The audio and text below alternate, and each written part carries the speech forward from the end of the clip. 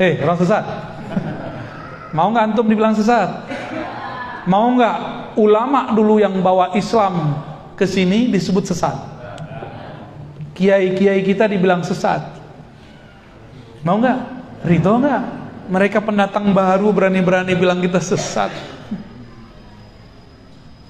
Loh kok Ustadz berani begitu? Loh mereka berani sama kita, masa kita nggak berani? Jangan pengecut ya. In tansurullah yansurkum. Jika kamu bantu Allah, Allah bantu kamu.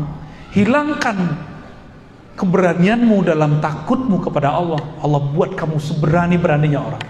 Ya. Tapi jangan konyol juga ya. Ya pakai ilmu lah. Jangan pakai emosi. Pakai akal, kolbu. Itulah dalil yang kuat. Al-Quran itu kan turunnya ke kolbu. Turunnya ke kolbu. Maka orang baca Quran tidak dengan kolbu, dia akan kemana-mana nggak jelas. Oke, balik lagi ya. Tarik ulur. Bumi, langit ini bagian dari benda. Aras pun benda. Aras itu benda, Pak. Mana dalilnya? Akhir surat At-Taubah. Wa huwa rabbul arsyil azim. Dialah Rabb pencipta aras yang besar ukurannya, mencakup langit dan bumi. Rabbu artinya pencipta. Kalau Rabbun di bawahnya benda atau karakter benda. Maka Allah lah yang menciptakan aras. Berarti aras benda bukan? Disebut benda besar, benda azim. Kelompok mereka mengharamkan satu keyakinan namanya ittihad dan hulul. Allah menempati benda. Tapi mereka meyakini Allah menempati aras. Main-main gak tuh namanya? Itu akibat filsafat materialisme, diambil separuh, dibuang separuh. Allah itu bukan benda. Mungkinkah masuk ke dalam benda? Mungkin gak? Ini benda bukan? Di dalamnya ada apa? Ada air. Air itu juga jisim, benda juga ini, tapi benda halus. Sedangkan gelas ini, kaca ini benda kasar. Karena sesama benda dia bisanya masuk. Allah bukanlah benda tapi pencipta benda. Pantaskah orang berpikir Allah ini nempel pada benda, menempati benda? Pantas nggak? Mulai connect. Ketika ada hadis menyebutkan Allah turun sepertiga malam terakhir ke langit dunia, ila sama'id dunia, turun. Kalau sudah faham Allah bukan benda, turunnya turun apa? Kalau turun benda, kita kalau dari atas ke bawah turun pakai tangga kan? Berpindah nggak? Maka turunnya benda itu berpindah. Saya mau tanya, Allah turun berpindah nggak? Nah inilah lucunya imam-imam yang tadi itu, imam-imam yang mereka terjebak kepada filsafat materialisme. Apa kata imam pendahulu mereka? Di saat Allah turun sepertiga malam terakhir, aras kosong. Debat lagi satu lagi, oh tidak, saat Allah turun, Allah tidak meninggalkan aras. Bagaimana caranya? Berarti ada dua wujud, ada satu wujud di dua tempat. Gawat gak? Antum ada di dua tempat di waktu yang bersamaan. Masuk akal gak? Afala taqilun. Apakah kamu tidak pakai akal yang sehat? Berdebat, dikira ini debat fikih kali ya. Ini bukan bab fikih, nggak boleh khilafiyah di bab ini. Tapi mereka meletakkan perkara akidah di bab fikih. Maka mereka sedang mempermainkan Allah Subhanahu wa taala dengan pemahaman yang rendah itu. Lalu datanglah imamnya belakangan, betul, menggabungkan dua pendapat itu. Dan dia pakai pendapat yang kedua, Allah berpindah dari atas ke bawah, hakiki zatnya yang pindah. Tuh lebih parah lagi ada kalimat zatnya. Zatnya Allah pindah dari aras ke langit dunia tanpa mengosongkan aras. Ambigu nggak? jadi ambigu. Ternyata mazhab dia filsafat ambiguism. Apa itu? Dia ngomong Allah itu bukan jisim, tapi Allah itu tidak disebut jisim, juga tidak disebut tidak jisim. Pusing gak antum? Aneh ulangin. Allah bukanlah jisim, tapi juga bukan tidak jisim. Tuh, maksudnya apa? Tidak jisim, tapi juga bukan tidak jisim. Maksudnya apa tuh? Berarti Allah ini sosok yang lain. Jadi ternyata ini imam namanya Ibnu Taimiyah mentok dia. Allah jisim. Kalau jisim pindah-pindah. Tapi kan kalau Allah pindah aras sama siapa? Kalau berpindah dia jisim kosong. Oh berarti Allah itu bukanlah jisim, tapi juga bukan tidak jisim. Digabunglah itu. Namanya jam'u bainal mutataddain. Menggabungkan dua hal yang kontradiksi. Itu adalah puncak kekacauan filsafat. Berarti dia berfilsafat ya? Itulah yang jadi akidah yang antum selama ini galaukan. Masih mau ikut akidah begitu?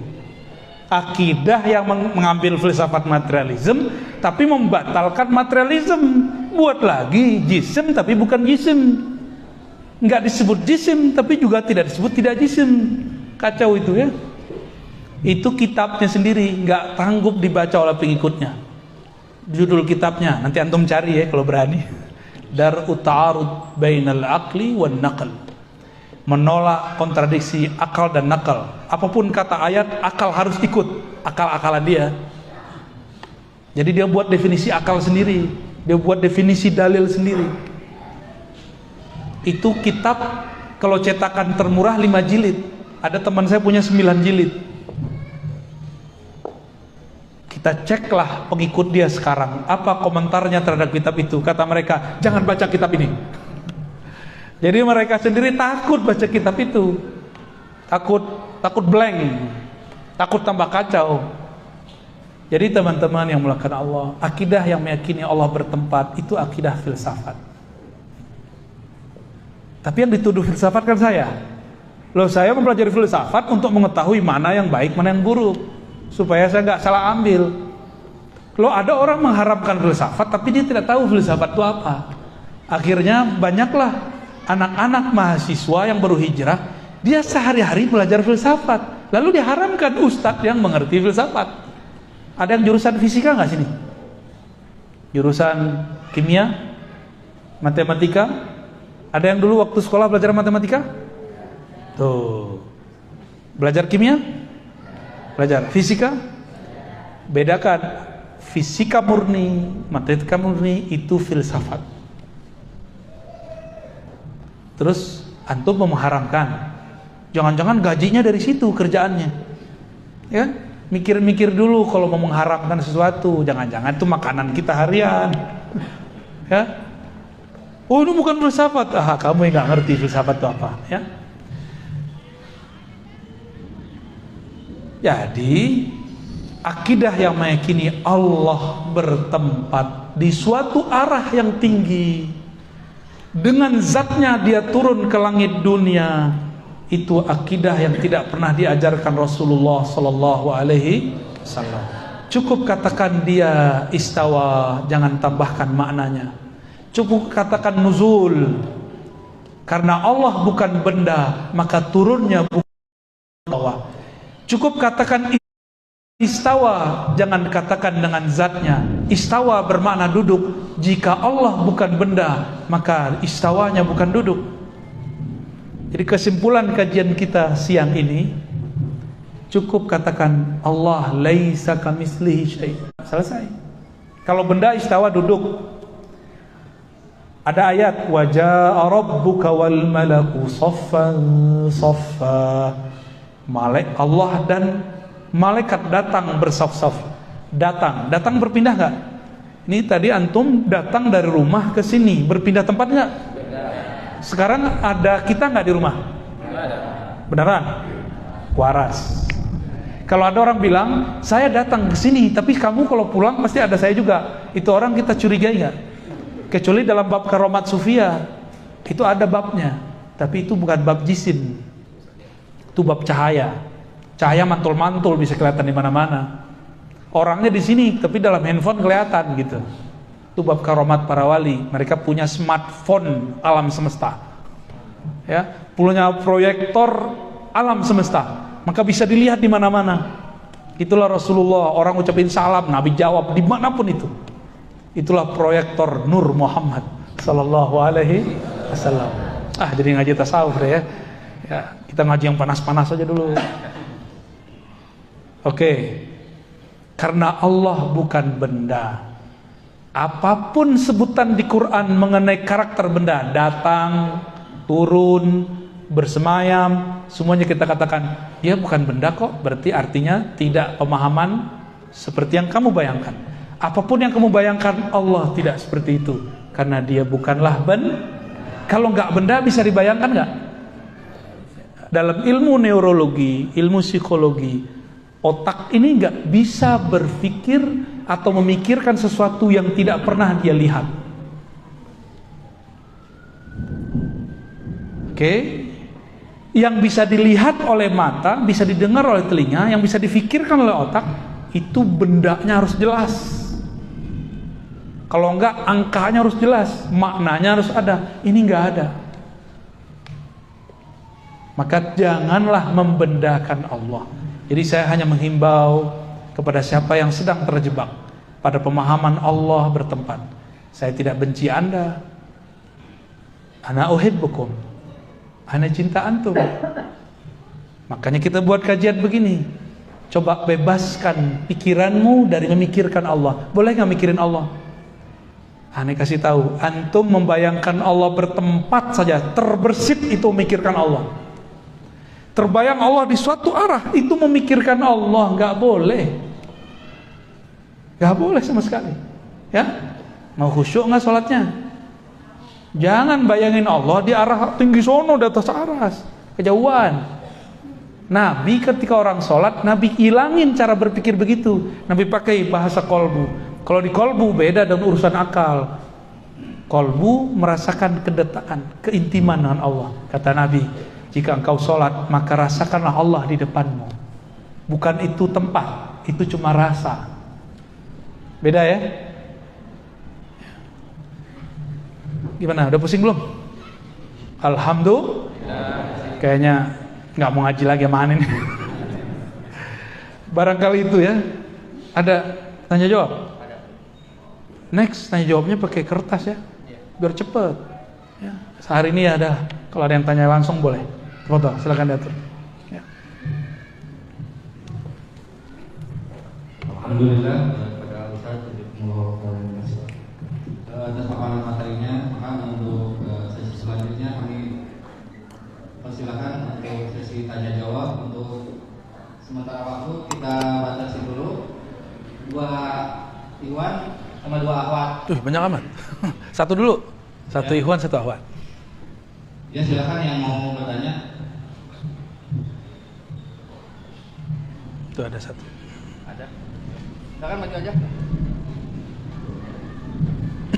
Itu ada tuh.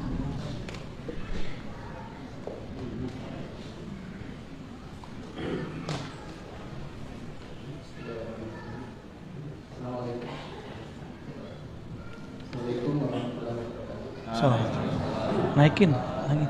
Udah.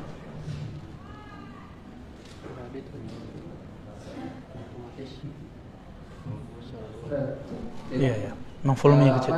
Dan mau tanya, itu perihal tentang, bukan juga ngaji dari kecil tuh, dulu masih ngaji tentang sifat 20 wajib bagi Allah, sifat yang mustahil bagi Allah. Tapi memang dalam perkembangannya jarang juga mendengar sekarang itu anak-anak itu belajar itu karena dianggap gimana ya? Karena sekarang sudah cenderung menjadi sebuah pelajaran yang simpel karena dianggap cuma sekedar ujian gitu kan. Terus mungkin yang anak tanyakan itu karena anak juga ikut kajian belajar, kadang-kadang kita itu untuk memahami Allah cuma sebatas yang itu yang di dalam surat An-Nas yang tentang rububiyah, tentang ilahiyah sama mulkiyah. itu kan lebih simpel gitu cara kita memahami Allah. Ana ingin tahu gimana penjelasan ya dari hal ini. Ya, Karena baik. kan kalau yang tiga itu kalau saya dari Ibnu Taimiyah ya. Betul, ya. Baik. Assalamualaikum. Mulkiyah bukan dari Ibnu Taimiyah ya, Mulkiyah dari Said Qutb. Beda. Belajar akidah itu bukan karena simpel atau tidak simpelnya, garis bawahi. Belajar akidah itu wajib bagi orang yang sudah terpapar teori-teori tentang Tuhan, baik aliran-aliran akidah A atau B.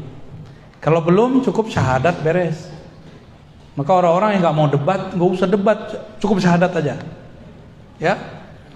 Lalu kenapa muncul sejarah pakai belajar sifat 20? Sifat 20 itu sedang menjelaskan rukun iman pertama, percaya kepada Allah. Yang ringkes itu belajar tentang Allah bukan rububiyah, uluhiyah, asma wa sifat, tapi pakai rukun iman, percaya kepada Allah, terus malaikat, kitab suci, rasul, hari kiamat, takdir. Itu yang disebut simple. Cuma tadi saya kan sudah kisahkan, kitab ini dibaca oleh yang bukan ahlinya, lalu mereka berfatwa, muncullah pemahaman tempat berarah. Lalu ada yang mencoba menyederhanakan sifat 20. Bukan menyederhanakan, itu membatalkan. Ibnu Taimiyah kan membatalkan sifat 20. Maka pengikutnya sekarang membatalkan belajar sifat 20. Ini jadi problem. Kalau ente mau buat aja sendiri, tapi jangan batal. Berarti Nabi ini membagi tauhid jadi 3. Antum ketemu nggak di hadis Nabi bagi tauhid jadi 3? Ketemu nggak? Ada nggak pembagian tauhid jadi 3 di hadis? Nabi bersabda, At-tauhid salas. Tauhid itu 3. Al-awwal uluhiyah, al-thani rububiyah, al-thalis al-asma wa sifat. Ada nggak hadis begitu? Faman jahada ihdaha, gitulah. Faqad kafar. Wa lam yakun minni. Wa man ankaraha falaysa minni. Ada nggak? Siapa yang ingkar kepada 3 tauhid ini bukan bagian dariku. Ada nggak hadis begitu? Coba sekarang naikin ke Quran. Ada nggak di Quran pembagian tauhid? Oh, itu tuh surat An-Nas. Itu bukan pembagian tauhid. Itu masuk ke asma wa sifat. Qul a'udzu birabbin nas. Allah itu disebut Rabbin nas, asma, nama. Terus Malikin nas, itu nama juga. Terus Ilahin nas, nama juga. Terus kenapa dibagi-bagi menjadi uluhiyah, rububiyah, asma wa sifat? Itu kan asma wa sifat semua. Yang ngerti bahasa Arab. Rabb itu nama Allah, Malik itu nama Allah, Ilah itu nama Allah. Itu asma satu, baru satu. Dari mana pembagian-pembagian jadi 3 itu? Oke, saya sebagai orang yang mengajar di kampus, kita punya satu kaidah. Seorang ulama, seorang ilmuwan boleh buat teori, tapi teori ini tidaklah suci, boleh dikritisi. Sama kawan nggak boleh kritisi. Aneh nggak? Jadi antum boleh kritik sifat 20, bagus. Ntar Geja jawab. Tapi nanti kita balas pertanyaan, siap nggak? Ya, saya kritisi tauhid uluhiyah, rububiyah, asma wa sifat. Dan saya siap mendengarkan pertanyaan antum. Ya. Jangan main bantah-bantah orang, nyalain orang, tapi giliran di debat bilang, oh ente bukan ahlussunnah. Nggak begitu caranya. Ya, harus fair. Sebagaimana dulu berani buat yang baru. Ya. Kami kalau di kampus, Bapak yang pernah ngampus, itu ada sidangnya. Kalau lagi sidang diapain nama penguji?